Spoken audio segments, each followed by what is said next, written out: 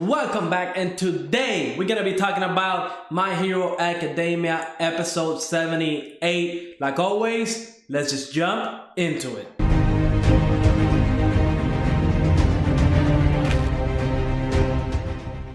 Alright, episode 78 pretty much opens up with Shigaraki destroying Overhaul's hands just for the sake of making him suffer. Like, they were supposed to be in an alliance, but I mean, we knew the League of Villains was not even gonna like attempt to make this thing work. They were in it for their own goals. They were trying to do their own thing. And since, Overhaul got taken out by our boy Deku with that one-man punch a couple episodes ago, we see that, Shigaraki shows up and destroys his hands. We saw these last episodes. I think this was more of like to remind the viewers that, Shigaraki is a crazy person. Like, because again, he didn't have to do any of this. He had the serum and Overhaul was captured. He was not getting away. So there was no reason for him to do what he did to his arms just for the sake of doing it. He did it because he wanted Overhaul to suffer, knowing that the person that created the serum to take quirks away was not ever going to be able to use his quirk ever again. So sick villain. And I do love Shigaraki as a villain. Definitely one of my favorite villains that we met in My Hero Academia. Maybe All For One would take that top spot, but we only saw him fight All Might once. We don't have as much background as Shigaraki, right? Like, we know Shigaraki more. We can kind of see like why he's the person that he is. We don't have all that with All For One. But speaking of All For One, we see that Gran Torino is working with police officials to pretty much go and capture what's his name, Korugiri, the guy that can teleport and stuff like that. And the reason is All For One pretty much told Korugiri that if Shigaraki was ever like in need of help, or he was captured, Korugiri should go and seek out this person. And let me just say, that giant guy who's supposed to be like pretty much somebody that All For One raised up and trained, and was one of his partners in crime, I would say. This dude is powerful, okay? Because Gran Torino, even though he's not a powerful like hero, right? He's still like a well-known and well-respected hero. So the fact that he couldn't take that guy out and capture him, and he was only able to capture Korugiri, and he even mentioned to All Might, listen, yeah, we captured that guy, but he's not even the problem. Like, I would have preferred to let him go and capture the giant, because that dude literally destroyed a whole mountain, okay? He's literally the definition of destruction. So I cannot wait to see what that villain is actually going to do, and how Shigaraki as a villain would make him fall in line, right? Because maybe that guy respects All For One so much that just by saying, look, All For One wants me to be the next leader, so you're gonna have to fall in line. If that's gonna be enough for him, which to me, the way he was talking, it seems like it is, I think the League of Villains are definitely gonna get a big power boost in the future. So I cannot wait to see that. But overall, this episode, I think we're gonna go pretty much go back into like the whole academy stuff. Like, we just had a big arc where Deku shows off his powers, and all the stuff that he's done, and how he has grown as a hero. So we kind of got to see all that in this last arc, trying to rescue Eddie. So I think now they're gonna focus more on like, okay, now we gotta learn more stuff, and then eventually we're gonna have another, we're gonna go against the League of Villains or whatever.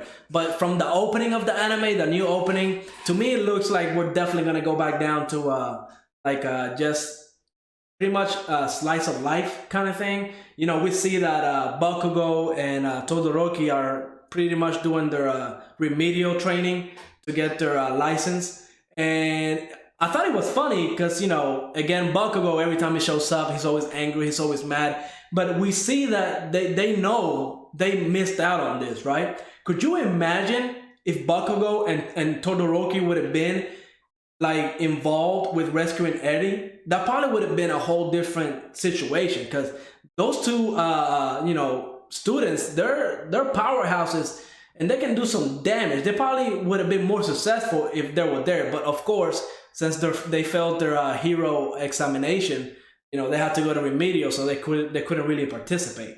but we see that it's taking a toll on them, right? Like they want to be heroes, so they know that by them failing that test, they're not helping the people that need help. And to me, that just seems like, like they really want to try and pass this thing the second time around.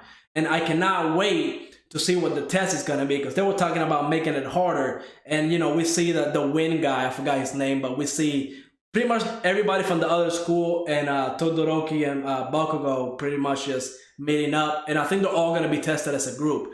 So I cannot wait to see, because, they're kind of like fighting within each other, but, that's the reason why they failed last time. So they gotta actually work together, I'm sure, to go ahead and pass this second test. So I cannot wait for that. I thought it was funny, the whole interaction with Bakugo and Todoroki always telling him to be behind him.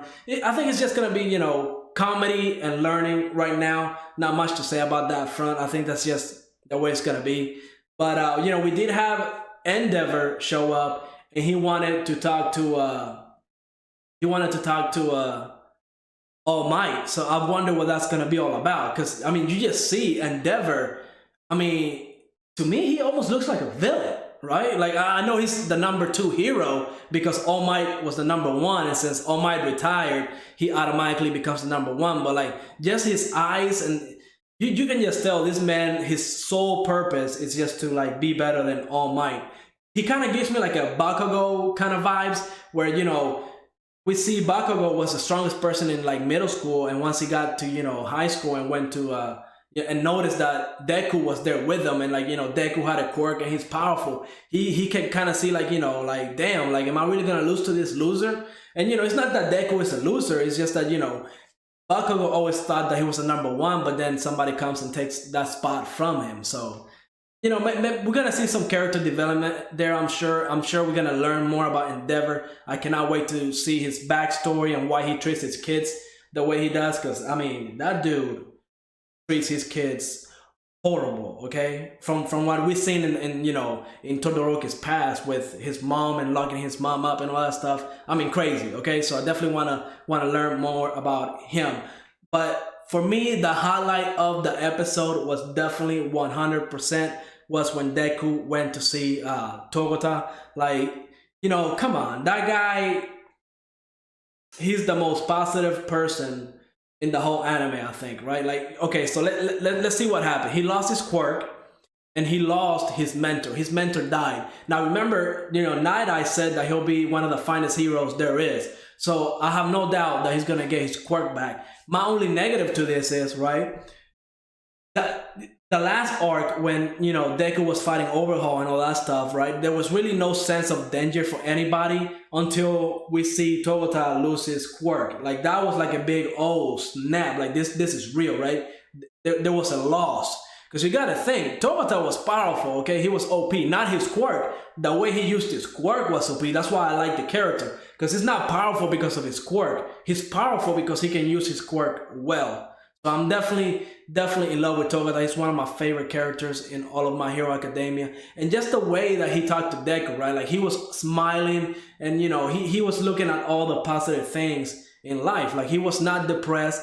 He knew that, he was going to get his quirk back. He wasn't going to let this bring him down. He knew, maybe when Eddie is able to control her quirk, she'll be able to, like, help him out, or another serum, something. He's going to look for a way to get his quirk back. Now, my surprise was when Deku was like, if I could give you my quirk, would you just, and then Togota just cuts him off. So he's like, no, I don't want your quirk. Because if you give me your quirk, then you're going to be quirkless. And that's not cool, right? Like, I don't want you to suffer because of me. So that just the way he thinks, his positive outlook on everything, definitely awesome on his part. Like, I was thinking he was going to be depressed and just, freaking like down and just not wanting to talk to anybody. But this dude is doing like bicycle crunches, like, like he don't care. So great character. I kind of want to see where that's going. Like, how if he does get his quirk back, how is he gonna get it back? I'm hoping it's like some big like villain, like Deku is fighting and like, heck, he needs help and he shows up and just destroys everybody. And maybe I'm wishing for too much. I don't know. We'll have to see. But This episode, I liked it. There was no action. It was more, bringing all the action down, more like a slice of life kind of thing. It's not a bad thing, but I think if they do this for too long, not a lot of people are gonna be into it. People want to see the fighting. People want to see the heroes win and all that stuff. So, maybe next episode we'll get something good with the whole training and everything beginning. So we just have to wait and see. So like always, go ahead and subscribe. Leave me a like. Tell me what you thought of this episode, and I will see you on the next episode.